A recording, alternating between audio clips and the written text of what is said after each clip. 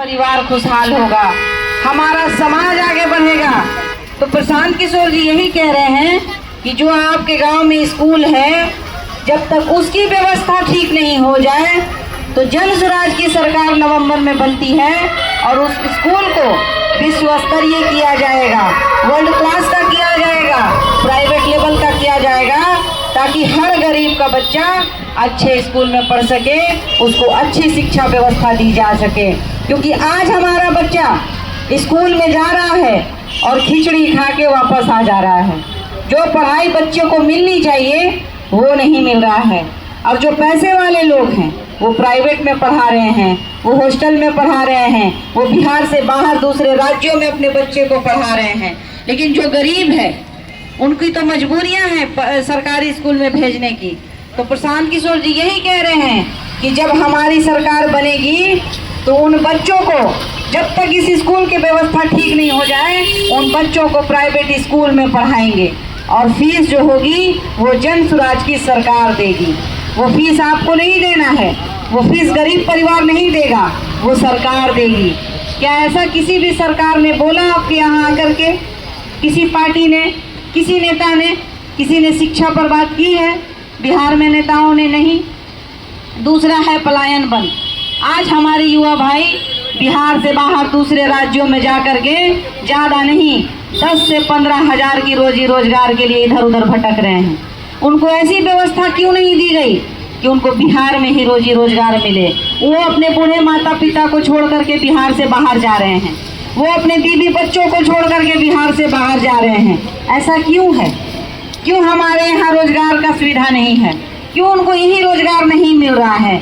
और तो और वो बिहार से बाहर तो जा रहे हैं, उनको बिहारी शब्द से अपमानित भी किया जाता है, उनको प्रताड़ित किया जाता है, उनको बिहारी होकर के नीचा नज़र से देखा जाता है, उनको वहाँ पीटा जाता है। क्यों ऐसा हो रहा है?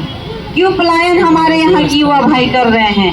कोई भी नेता आए तो आप सवाल कीजिए कि आपने क्या किया हमारे बच्चों के लिए? ना शिक्षा है बिहार में, ना रोजगार है। किस लिए आप वोट ले रहे हैं? किस लिए हम वोट दे रहे हैं? हर 5 साल पर हम वोट देते हैं, लेकिन कभी भी हम नेता से ये नहीं पूछते हैं कि आप क्या कीजिएगा। हम सिर्फ वोट देते हैं जात पर, धर्म पर, मंदिर पर, मस्जिद पर। तो विकास कहाँ से होगा? नेता 5 साल के बाद आता है हाथ जोड़ते हुए, और वो हाथ जोड़ करके आएगा और वो कहेगा कि हम आपके जाति के हैं, हम आपके धर्म के हैं, हमको जिता दीजिए, एक बार मौका दे दीजिए। लेकिन वही जाति वाला नेता अगर आप किसी मुसीबत में फंसते हैं तो वो आकर के आपकी मदद नहीं करेगा कि हम आपके जात के नेता हैं तो हम आपकी मदद कर देते हैं। ये याद रखिए, जात और धर्म का जो डर है वो सिर्फ इलेक्शन में ही दिखाया जाता है।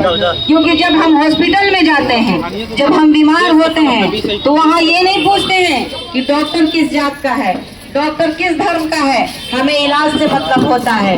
जब अपने बच्चों का एडमिशन कराने के लिए स्कूल में जाते हैं तब हम नहीं पूछते हैं कि वो टीचर्स जो हैं स्कूल में वो किस जाति धर्म के हैं। लेकिन जब वोट देना होता है तो हम जात और धर्म जरूर देखते हैं। तो जब हम जात और धर्म देखेंगे तो हमारे बिहार का विकास कैसे होगा, हमारे गांव पंचायत, हमारे विधानसभा का विकास कैसे होगा? तो ये हमें सोचना है। तीसरा है महिलाओं के लिए, महिलाओं को आत्मनिर्भर बनाने के लिए, उनको स्वरोजगार से जोड़ने के लिए प्रशांत किशोर जी ये कह रहे हैं कि उनको 4% सालाना ब्याज पे लोन दिया जाएगा, उनके हाथ में पूंजी दी जाएगी ताकि वो घर बैठ करके छोटा मोटा रोजगार कर सके।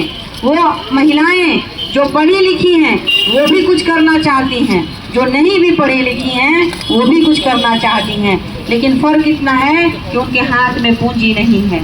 मायका वाला गरीब है, ससुराल वाला गरीब है, अब उनके हाथ में ना 1 लाख, 2 लाख, 5 लाख रुपए है, ना वो रोजगार कर सकती हैं। तो प्रशांत किशोर जी यही कह रहे हैं कि महिलाओं को आत्मनिर्भर बनाने के लिए उनको 4% सालाना ब्याज पे रोजगार ये लोन दिया जाएगा, ताकि वो घर बैठ करके अचार का बिजनेस करें, पापड़ का बिजनेस करें, सिलाई सेंटर खोलें, ब्यूटी पार्लर खोलें, मुर्गी पालन, बकरी पालन का रोजगार करें। वो महिलाएं कर सकती हैं, लेकिन उनके हाथ में पूंजी नहीं है।